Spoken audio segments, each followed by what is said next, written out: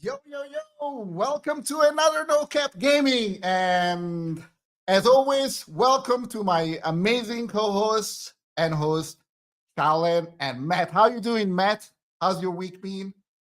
I am doing fantastically well. And by fantastically well, I mean I am grinding harder than anyone playing games back in the day, you know, when that actually was grinding and you actually had to go to one of those weird sites and read an ASCII guide that someone spent at least 200 hours of their lives writing and maintaining for several years.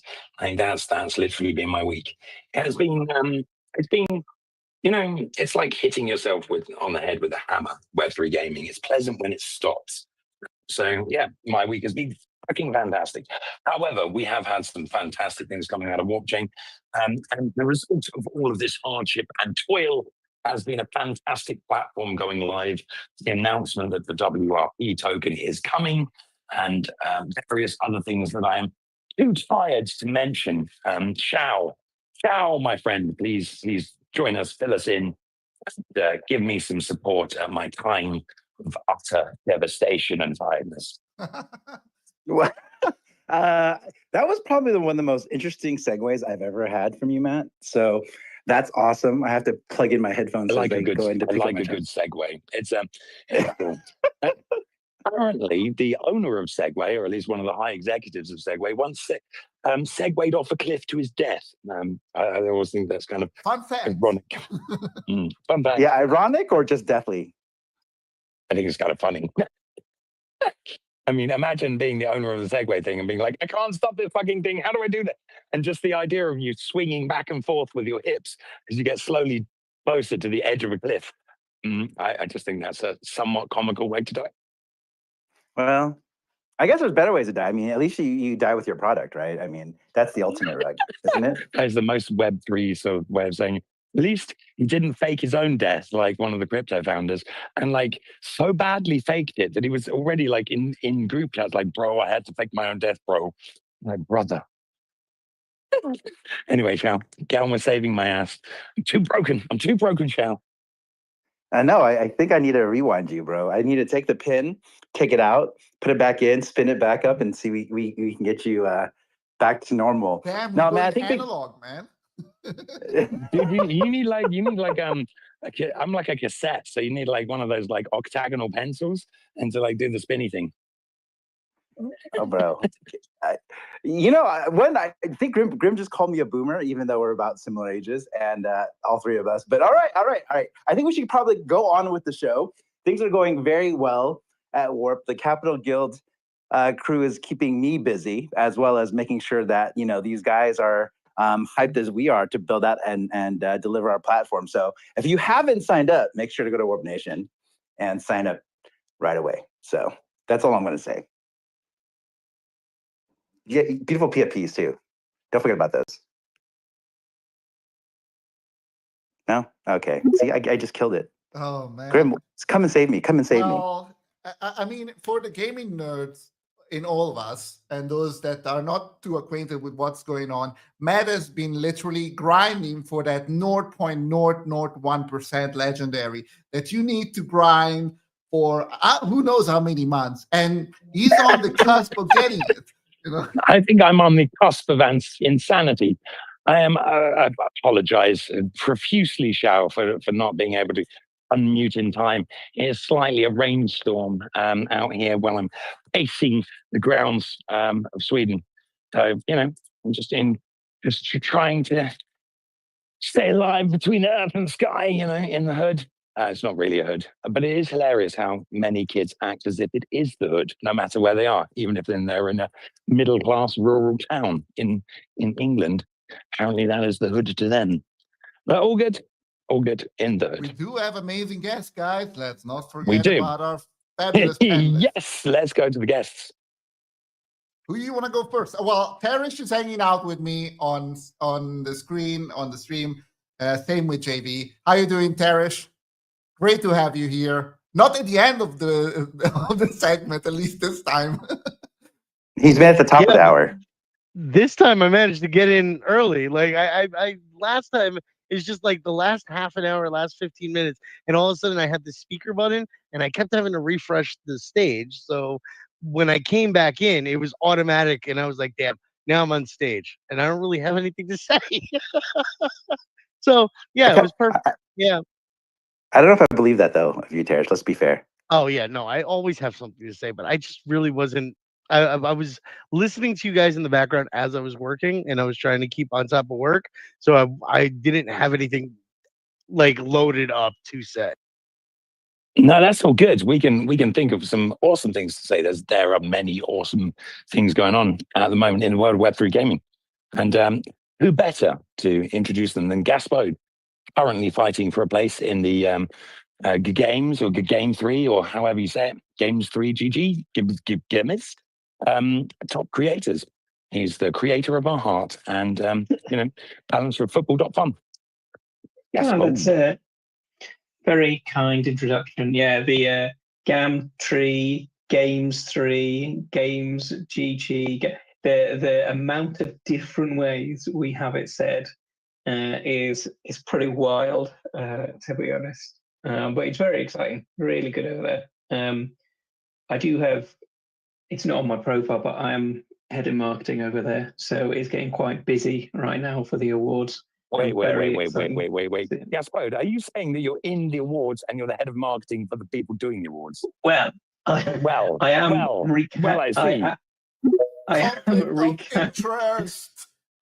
recounting myself if I ever get anywhere near the top of the lists. Both me and George have both said that we will remove ourselves if we actually do well. But also, that's basically one vote either way. I mean, exactly. Half the time, I wouldn't know who I'm voting for, my friend. Exactly, and we are also in no worry of coming near the top, so we felt pretty confident to leave it as is. But it's all been really good. And then ahead of this space, I posted just a couple of thoughts about true ownership after seeing some ridiculous takes about Counter-Strike on the timeline today. So excited to get into it. That is exactly what I think we should kick off on. We have some icebreakers, but I do think, Valania's up, and also JV, and also, Roger Eldrum. We have a lot of people up suddenly on the space. Go around, introduce yourselves, lads. I would go with JV since he's also hanging on the stream with me. Yes. How you doing, my friend? Doing great, man. Doing great. Thank you for having me again here. It's beautiful to be with you guys and supporting you also on your soon launching. Yeah, I'm so excited to see how it's going. And yeah, we are also in our way launching also to help gamers to raise funds. So this topic is amazing. I'm so excited to talk about this topic because I'm an old gamer, so let's see the games that people bring to the topic. Thank you, guys. Awesome. Valania, how's that law getting on? I'm having a cookie, guys. I need to get my cookie. I mean, It's really last time you tasty. were Chocolate playing tutti. FIFA. I mean, give it all. You give it your all, Melania. I can give you my all with Counter-Strike. I'm very happy I sold all my assets like 2 months ago before everybody started crying once the Wow. market crashed because How did you know the that that was bubble the top? burst. I don't know. I guessed. Amazing. I guessed. I mean, it's obvious, bro. Like the market was like the value of the assets on Counter-Strike were just getting inflated and inflated without any sense. You know, you get stickers for thousands of dollars that do nothing. I mean, I think that's probably why they did it, right? Hell yeah. So the lore is going good. It's going great. Our artists they're working hard for that, I can tell you. And our upcoming mint on Magic Eden is it's nearly locked. Like all the spots in the whitelist are nearly locked in. So we're going good. We're doing great. We are actually the top upcoming project on Indie.fun with nearly 500 applications on the whitelist for the TGE. So we're doing decent, I guess. Yeah. Fantastic. That's great news. It's always good to see games succeeding. And talking about succeeding, we have Project Eldren. Hello, everyone. Nice to be here. Sorry for my voice, but today I had like around 8 calls and another X space. So yeah, but I'm recovering. You have a great energy here. So yeah, I'm Ivan. I'm the founder of Project Eldren, and happy to be here because the topic of today is actually the reason why we are on blockchain. We come more on from Web to traditional games. Like we have ex Ubisoft and ex Ember developers, and we saw the utility in the player ownership. I mean, that's kind of the core reason we wanted to come to blockchain. So yeah, let's get into the topic, and also nice to be here with all the great speakers that we have now.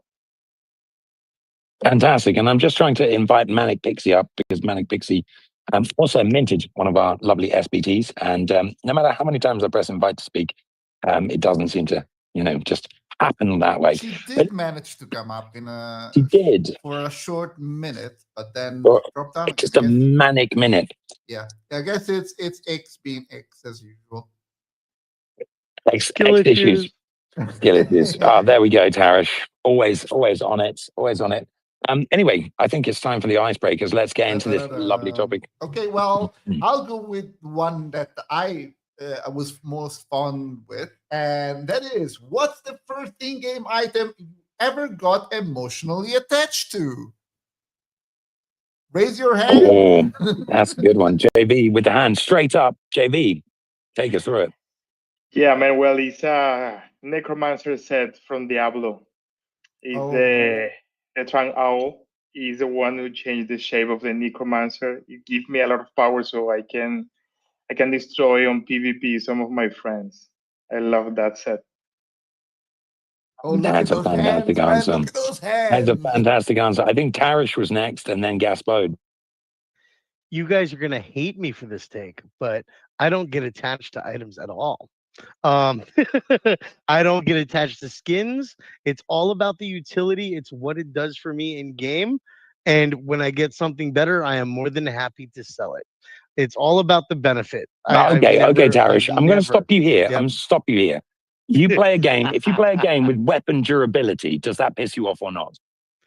No, it can, depending on how the durability is set up. Because when you find the strongest thing and it breaks, and then you're like, shit, now I have to grind a lot of those things to get that thing again. See, if it just straight breaks, if there's like no repair function where like I can replenish that weapon X number of times until it becomes unusable, and then you can turn it into mats or something like that, then yeah, it's really annoying.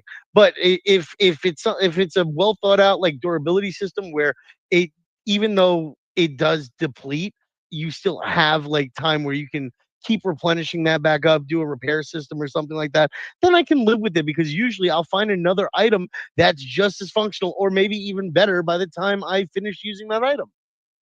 We see. That's a very good take. It's he's in it to win it. Gaspode, what was the first item you became attached to? Yeah, I'm going to go down the same road as just said. I don't particularly get attached to items in that kind of sense. I think the closest I've got is what I'm doing right now. I always play games on hardcore because, you know, I'm a real man. So it's always hardcore survival, one life on any game that allows it. But World of Warcraft right now, when I... Well, I think we lost him for a second. He got a call. He's gone. Yeah, he probably got a call. Oh, no. On the World of Warcraft subject, World of Warcraft hardcore is toxic. Yeah. Yeah, I've seen that. that is definitely true. Well, I mean, I think Gaspod's either on a call or he's still talking to no one. So we're going to go to Project Eldrum quickly and then introduce Manic Pixie because she just managed to get up. Well, we were talking about World of Warcraft, so yeah, I've been attached not exactly on the items, but on the Warlock class because it was meta and OP for a very long time. And I would go like even, I don't know if I attached exactly to items. I would say I always attached either to characters or, for example, in Ark Survivor, I was attached to an Allosaurus, like the dinosaur that I raised from baby. He hatched. I stayed like around 4 hours near the egg with torches, so he could actually hatch. And I stayed almost all night to feed the baby because if you don't feed it, he will die. You know, things like that. I had to feed him like to a lot of intervals, and it was not even the best or like OP creature, but I got attached because it was the first one, and it was kind of a pretty fast dinosaur, carnivore dinosaur. But yeah, it died. So what a terrible story. Yeah. That was a Project Eldrum. I need to find the violin sound now and go. Yeah, thank you for that. Yeah, but is that because it's an item or because you sat there and you like developed that creature? Like there's a difference. You put a lot of time and effort into it. Whereas if you find an item, you find an item. That's my opinion. Yeah. Tell you what, I'll give you guys an example. When I was playing World of Warcraft, I grinded for 6 months, 12 hours a day, uninterrupted for the High Warlord set. And once I got that, Horde, by the way, for the Horde, I had my blades. I bought every single item that I possibly could. With all the gold I had, it was like 500 plus gold. Just for these items. And trust me, I would not sell them for the light of day. Those items are still on that character. They will never leave it.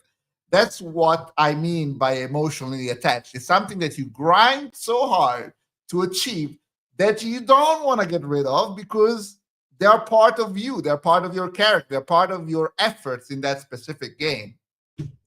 Okay, well, I'm gonna chime in here and say, like, the first item that I got emotionally attached to in a game was the very tragically short-lived Begoran sword. The first time you get it in Legend of Zelda: Ocarina of Time, because if you've never played that game, you meet a young guy. He's a Goron. It's really massive, and he can only just fit in his cave. And he makes you a long sword, and it is hench. It is like the best shit ever. And you swing it around, and you're like, this is great. And then you hit the first enemy with it, and it shatters. And you're like, and you literally have to go in time and do a shit ton of quests, restore the Goron city, and get that guy when he's grown up a bit to make you the proper version of the sword. And it's basically an end game weapon. I was so pissed when that thing broke. That, you know, when I did the next save, I didn't let it break. I was like, I'm not going to use it. I'm not going to shatter it. I'm not going to let it break. And the same thing with the Master Sword, when it gets like corrupted, like I think you do this thing and it breaks. I was like, nope, not going to do that. Not going to swing it. Not going to make it break. So yeah, that's the first and tragically shortest attachment I had to an item. But it did instill something in me that is like when they take when they take the thing away from you, God, it fucking hurts. It's like when they start you off in a game and they're like, we should front load this because the loadout for the character in the God of War is really shitty at the start. So they make you play as the character with all the special moves and that, and then they take it away from you. So that they encourage you to get back to that form of glory. I fucking hate that, man. I get so Final attached to that shit. Fantasy. Oh man, yeah, the pain. You mean But yeah, we got the way that JD. you had to grind all the Ultima weapons to get the best weapons in the game? Oh yeah. Oh yeah, the materia. Oh my god, I got I think I got 99 elixirs on Final Fantasy VII. I think I actually maxed out every single inventory slot that you could physically max out in the non-cheat version of the game. I played it on a Japanese PS3 that my friend gave me because if he didn't give away his PS3, he wouldn't be able to study for college. So it was good times. Good times. Shao, tell us. You shouldn't even raise your hand, man. You're a co-host. Well, it's the Asian part of me, right? I love cues. For me, I feel like I get a bit of a boomer, but that's fair. The first time I ever bought something actually was in the arcade. I don't know if you guys ever remember Initial D. And I actually, yes, you were able to basically buy the car you wanted, and you were able to build based off your races. So I had the 240 SX or the Sylvia, and I was just so enamored, right? Because I was just like, oh, you have to have this car, even though it was relatively underpowered, it had perfect balance, and you got the right color, you got all the right parts, and you just kept feeding that machine quarter by quarter, dollar by dollar, until you saved, you had the card, and it was one of those glorious things. And then I lost the card, and I was like, man, I think I spent hundreds just to kind of get through there so I could have the ultimate card, just to lose it all, just because of this physical inability to just keep it in my wallet. But these things happen. Wait, so you lost a physical item that was your digital thing? That's the reverse of literally everything else that we've been taught to believe in Web3. We've been taught to believe, okay, if I can take my thing and put it on a physical thing, then it's going to be safe. And Shao's like, nope, the reverse. Fuck that shit. Just imagine losing your ledger, right? It's like the same shit. That's the feel. That's the vibe. Rugging yourself is the worst. I mean, that was such a bad rug. JV put his hand down. It actually leads into something that we should talk about. It's like, how did ownership used to work before Web3? Because that's a very important thing to consider. And Chao, you were explaining it to us, but let's dive a little bit deeper, because I'm sure that we got a lot of opinions. And how is this getting better while we have Web3 available? And hi, Doug, I saw your hand. Don't worry. You're part of the family. Welcome. Welcome, Doug. And also we have Manic Pixie, who we've got her back on the space, but we haven't heard from her yet. So if you'd like to say hello and give us your first item. Don't talk to me. Hey, Dougie. Hi, family. Hey. Hey. Okay, so run that question by me again. I was having. I think Doug is right. It's right. Doug is some from the last, the Daft Punk planet. Dougie's been kidnapped by aliens or something. Yeah. Exactly. He's going to start singing harder, faster, They'll fitter, bring stronger. him back soon. But yeah, so the question was, what's the first game item that you've become attached to? That you were like, I don't want to lose this. Wow, that okay, this is going to age me quite a bit in your eyes, I'm sure. I was playing Aerosmith's Generation X in the arcade, and there was a very specific rocket launcher that I loved. And I got a call from my mom on my pager telling me to come home right that minute. And I had to give it all up. Yeah. that I feel the pain. Revolution X was fun as hell. It's the pain, when you get something it's you've been grinding for a while in the old games when you couldn't save, and you got that moment. It's like whenever you managed to get in Supersonic, you actually you never wanted to lose that thing. It's like you were. I was playing this and I was in an arcade doing this. That's brutal. Jesus Christ. Doug, did you die? Doug's on the Halloween trip today. He's Sir, did you die? Yeah, I'm dying. Can you guys hear me yet? Oh yeah, there you are. Everything, brother. All of it. I'm just making sound effects to go along with the stories. That's all. I mean, what was the choking and coughing? I thought that was you. Yeah, that was me. I'm doing the sound effects for when I thought that was actually when you. you have to leave the arcade and you can't play games anymore. You get sick. You die. Yeah, Okay. it's awful. Yeah, when you die, you die. Like when you're Yeah, it's playing like- Terminator 2 in 1992. For Yeah, real, you die. man. Like Gaspot For real, said. yeah. It's like you're gone. There's no save. If you're lucky, you scored high enough to get your initials on the board, and then you put in ass because you could. I always used to bet AKA because it could be anyone. Do you guys think all that was just grooming so they could get us into Web3 and gambling and take all of our monies? Because it's like the same. I feel like it's the same. Like the rush I get from playing Mortal Kombat and getting like a finish is kind of like the same thing, as like winning Real. something. That's legit, Dougie. I think that's a fair point. I would say that RuneScape seems to be the gateway drug to all of this. I mean, leading people into the wilderness to scam them and, sending them messages that you can trim their armor and telling people that if you put your password in, oh my God. Doubling. Yeah. Ultima. Yep. Oh, I did not pick that one up. Brutal. But I mean, that's part of the thing. It's like, it's the education of like how to take something that someone else has earned from them very easily. And that's basically, I think, what started Web3, hoarding all that gold, selling it online to the Chinese in the wilderness. Yeah. Good.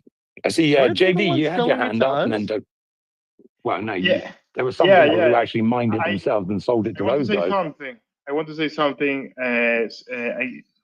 Paris, it's very difficult to have the posture that you have regarding a digital asset, because to be honest, man, there are things that bring memories, even feelings that from us gamers. For example, this set that I get from Diablo.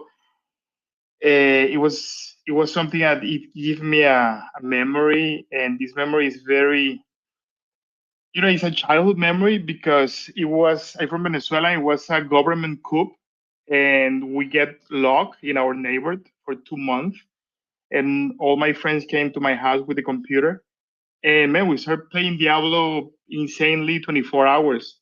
We don't have to go to college. We don't have to do anything, and this set that we still have in a disk, in a hard disk. I saw like 2 months ago with one of my friend, and we was able to see all the set that we all have when we were a child. So, and as Grim say, I will never sell this item, never. It's something like it's I don't know, it's beautiful, man. It's beautiful, and it's something that if Web3 will be at that time, wow, it will be so amazing, so that I can use that still with my Diablo. No, it's something that it's very difficult as a gamer to not to feel attached to a digital asset, at least from my point of view, man. I think, Tarish, you're kind of talking to the guy who would release his starter Pokemon if it didn't have good IVs. Yeah, that's the kind of guy that Tarish is. Yeah, JV. for real. I mean, realistically, I don't see the attachment. I can see the emotional connection when it comes to the grind. I can see the connection when it comes to the memories and stuff like that. But at the same time, if you're trying to beat a game or if you're trying to play a game with max efficiency, when you get a better item, that old item, even if you're not going to sell it, is going in your bank and never being touched again. I disagree with you, Tarish. I disagree there, and I want to go back to JV for a second. You're talking about the coup in 2002, I guess, right, JV, or something like that. I mean, you just bring back. You brought me the memories of those. I was a little kid back then, but we were very hooked with the PlayStation 1, and we used to play like Gran Turismo and stuff like that. And I mean, it doesn't matter that like we evolve in the game, but the save on the memory cards, that's something that we treasure, like we had those memory cards, even if we had a PlayStation 2, but every now and then we turn on the PS1, we just plug in those memory cards with the data that we have from the days that we were playing Gran Turismo during the coup d'etat lockdown that we had in 2002 back in Venezuela. So, I mean, That's value. There's value on that digital memory. So A lot, man. yeah, Yes. Like I said, I get the sentiment. I just if you're, I don't know. I don't have that connection, dude. I don't know what it is. It's just like I've got all the champions for League of Legends. I've got so many skins, but you know what? I could play without them. Unless it's affecting my ability to play the game, it doesn't matter to me. And that's why we do you have a powers favorite to all of our T-shirt? queues. Do you have favorite shoes or something like that? Or Nope. there It's you all go. about functionality. There He's a you go. unique man. He's just like, I am the function guy. Like, that's a special way of being. I mean, we literally, for people like Tarish, who are actually kind of the majority, we were selling in 8-ball multiplayer. We were selling like skins for the tables and for the queues, country queues. People would sometimes get those, but they're actually the only way that they really sold is when we gave them stats, when we actually gave them powers. That made a huge difference. And I think a lot of people, when they say about like, skins marketplaces and things like that, I think they kind of forget that half of it is in the value of the rarity. Half of it is in the effort that you put in and the memories that you put in for that. But if there is something that will give you an advantage, if there was a pair of gloves that would have a +1 to any stat on them, and they would probably be more popular than just the different skins. And you have to make Even that if it would- decision. Do you go that way? Even if it was just a +1 to agility or something, and you're an agility main for a cloak or something, whereas otherwise it would be cosmetic, that would be something that I would go for and I would hold on to because it allows me to perform better in the game that I'm trying to perform in. We got a lot of hands. I'm gonna let you pick, Matt, because Let's go. I think Doug was marginally first, but I can't remember if it was Doug or Manic. So either one, take it away. Dougie, It was Doug.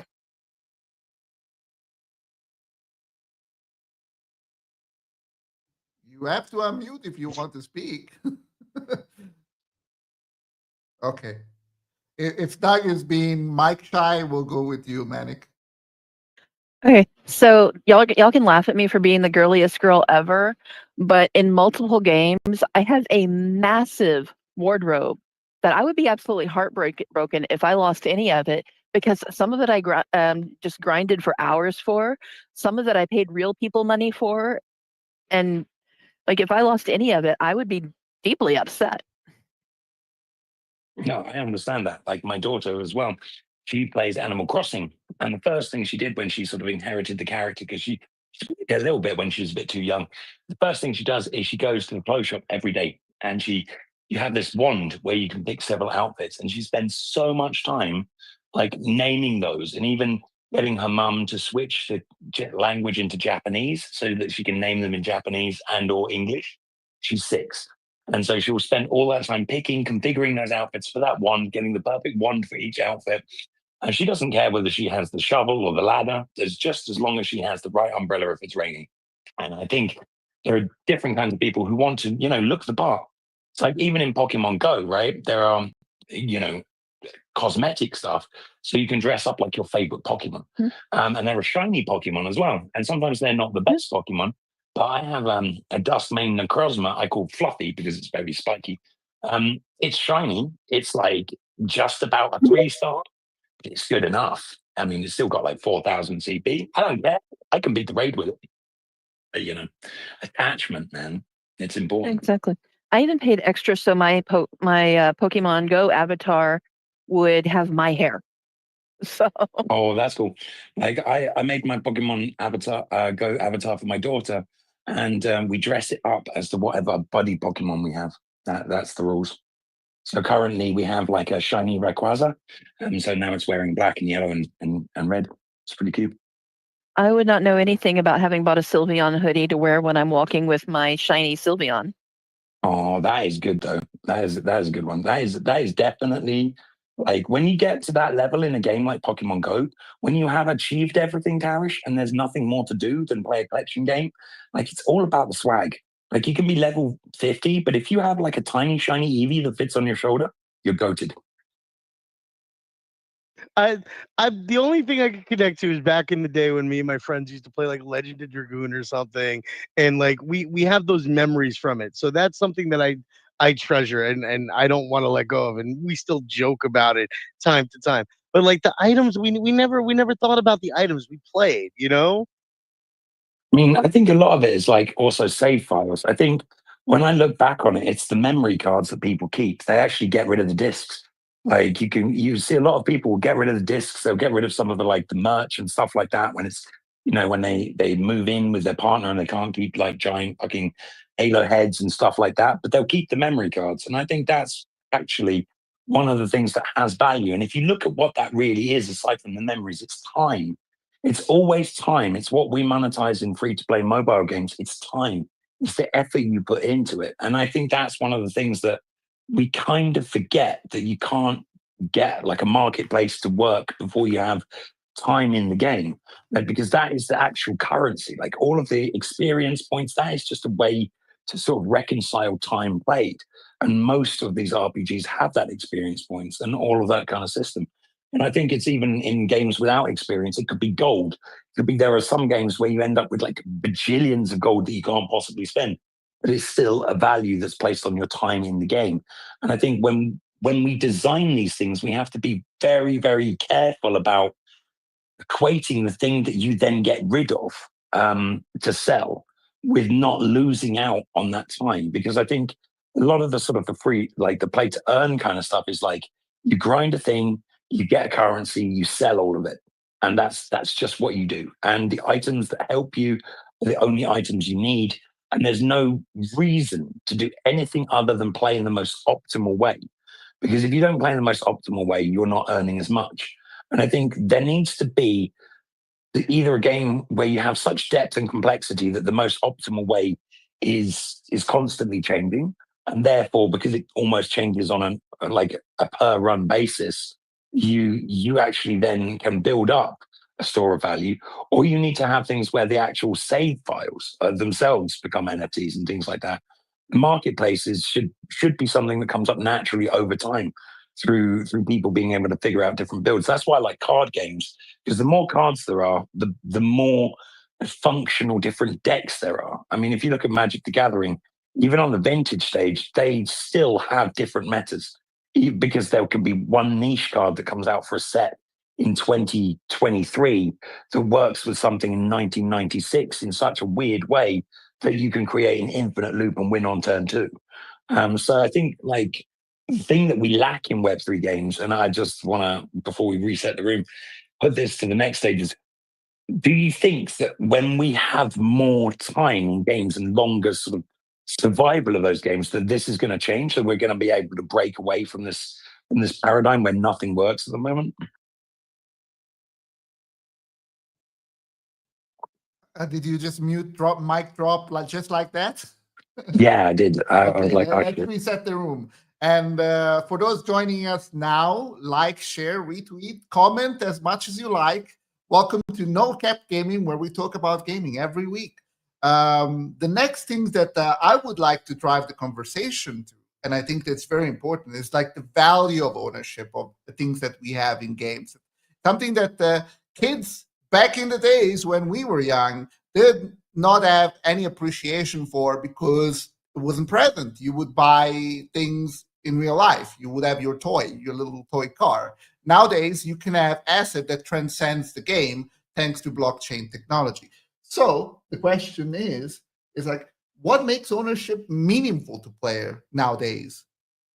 And the shift, from, or like having something physical to digital.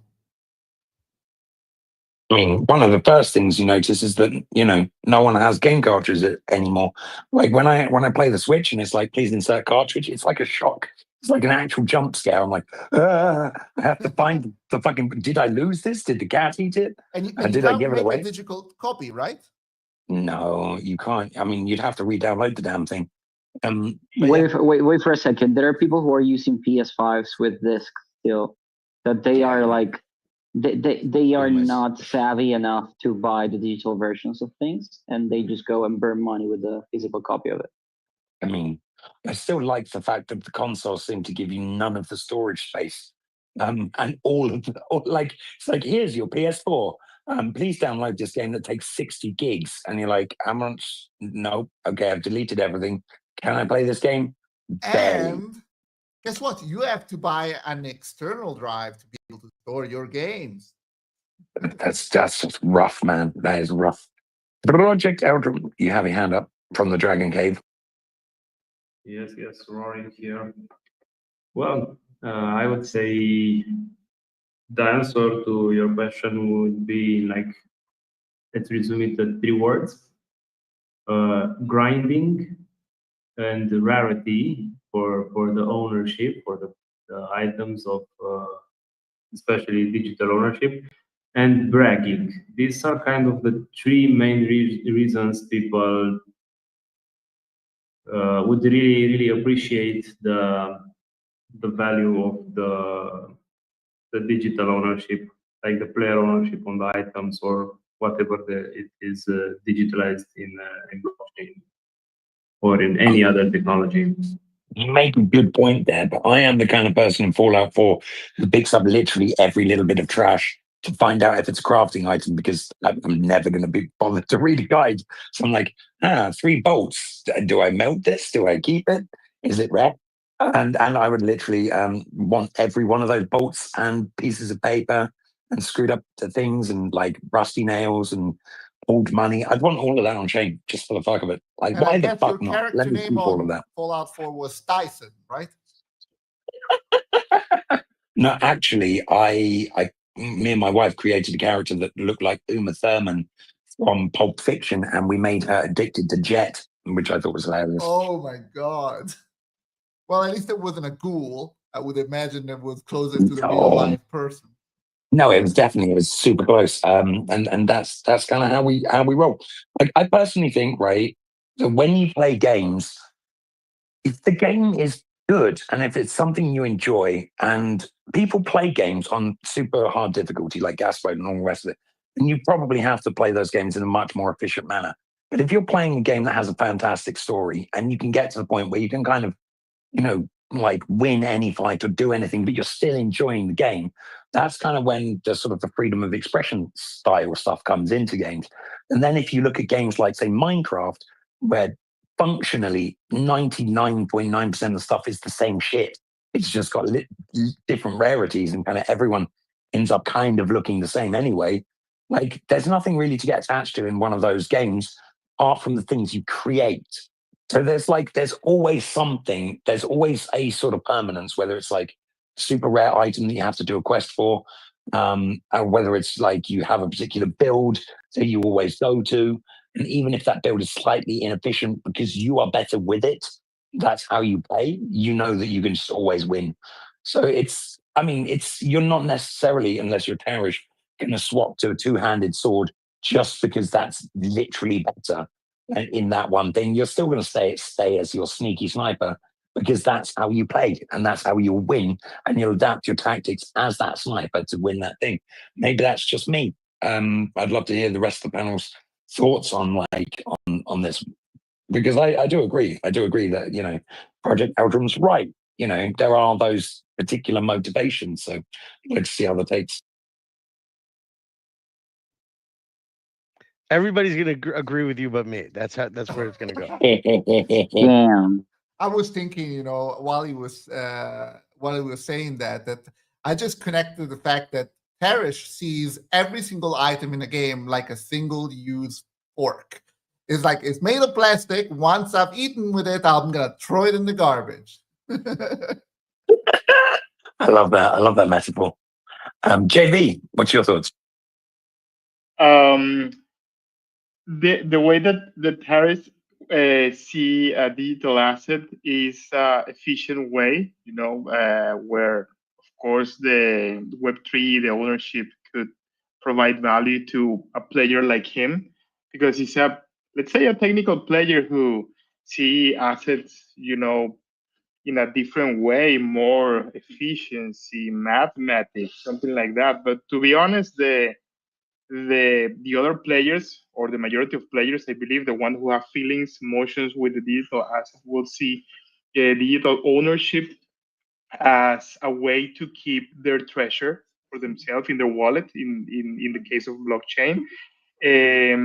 But of course, it will be something I will, it will boost economies of games. For example, if you are a player that, you're a hardcore player and you spend a lot of times, hours in one game, and it happened that you find a great set, you can sell it. In Diablo, my set, I cannot sell it. Why? Because it's locked on Diablo. So from the point of view of a gamer that is focusing on gaming and is not too attached to the game, digital ownership is something that can give you some bucks at the beginning, and hopefully in the future it could give you more. If we talk about Counter Strike, I remember that before you have to buy the items in DM Market. DM Market was a place to buy items for Counter Strike. I don't know if it's still like that, but it was tricky to buy and sell a item in DM Market because it was not on chain. So digital ownership is something I give you the certainty of being, buying and selling an item for sure to and not to be scammed. I also play Mu. I don't know if you know about Mu. It's a RPG game, and a lot of people scam others with items. They have a trick to sell that. It was a glitch on the game itself. At the market there. So with blockchain and digital ownership, this cannot happen. It's very difficult to happen when you do a transaction through a wallet. So I believe that for certain kind of gamers, digital ownership, it will be mostly for the box side, on the economical side. But for players that are all about feelings, like maybe me, it's about, okay, I have my item here, I want to see it, I want to really see it, I want to use it. This is my take. No, I love it. And that also goes into before I jump to the next question. I know that Tarish has his hand raised, but how do secondary market change the way that player interact with the digital economies? Like, it's something to consider, because right now we are focused on like the games itself. They have their own items, but the beauty of Web3 also, it could be seen in like positive and negative, is like secondary markets. The possibility to share your items outside the gaming ecosystem. But yeah, Tarish, go for it. That actually, part of what I was going to say kind of ties into that too. When I agree with what you said there in totality, JV, like there are people that are very emotionally attached. Digital ownership provides them the ability to own that forever, at least until the company that created the game rugs the collection, potentially, until somebody like messes with the metadata, until somebody, you can get there's just as much potential for you to lose that item in Web3 in a lot of cases, depending on how that collection is set up. So I don't think it's a total solution to that when it comes to collectibles and long term. I never got into the Bored Apes. I never got into any like the PFP stuff, because that's more of like emotional hype connection to an item. And as we've all heard, I don't get that. I'm all utility based. But like when it comes to digital ownership, I feel like there are things like the land that was just minted this morning, Cambria. You get a lot of benefits from it. It provides a lot of utility, and it'll provide you with another avenue of gameplay to enjoy. That's something I can get attached to. That's something I would want to keep long term. That's something I wouldn't want to let go of, right? But then at the same time, if Cambria ever shuts down, now I've lost my investment unless I was making money from that thing at the same time. So we're in a speculative economy as well as like an enjoyment economy, a time and passion economy. So my concern with a lot of digital ownership is how do we ensure that we can keep these, like how does that value keep being provided to you in some way, shape, or form? The only way that ends up happening is when other companies come together and say, hey, if you have that asset, we'll let you bring that asset over here and connect your wallet, and we'll have a cool in-game item that you can use for that, or something along those lines. It takes collaboration, not so much of a like free interoperability like we've seen in things like Ready Player One. That would be cool as hell. If we could buy a digital asset and I could just bring it wherever the hell I wanted to go and play with that asset there, then that would be something that I could potentially get more attached to, because it's something that I brought between my experiences and my enjoyments and my games with friends and stuff like that. But for something that's just one use, one game, games have a lifespan of anywhere from 3 to 5 years after taking 3 to 5 years to develop or whatever, So like realistically, unless they're WoW and they're 20-year games, RuneScape and 20-year games, like the games eventually fade, and then you're left either having spent a ridiculous amount of time in a game that you can no longer enjoy, or you're left with, if it's a Web3 game, assets that you can't use anymore, or assets that have no value anymore that you spent potentially a lot of money acquiring. So yeah, those are my thoughts. JV, chime in, my friend. Yeah, I want to contribute something that you say, Taris, regarding to the ownership. Not related to game itself, but now related to titles, to degrees, to for example, I attend in 2021 to a metaverse. It was a course of metaverse. It was 2 months, and they gave me this assistant certificate in an NFT, and I upload on LinkedIn, and it's still there. People can see it. But my economic degree and all the degrees I got, I have no idea where they are. I really have no idea. But that one from Metaverse, that it was 2 months, it was very cool. It's still there. So when people joined on my LinkedIn, they can see my Metaverse NFT certificate, but the other ones is like, okay, where they are. So this is the accessibility of.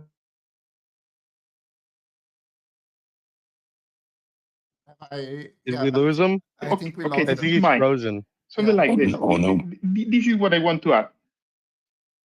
Oh yeah, we lost you for a second there for the last 10 seconds on as you were explaining, because your camera is still stuck on video, by the way.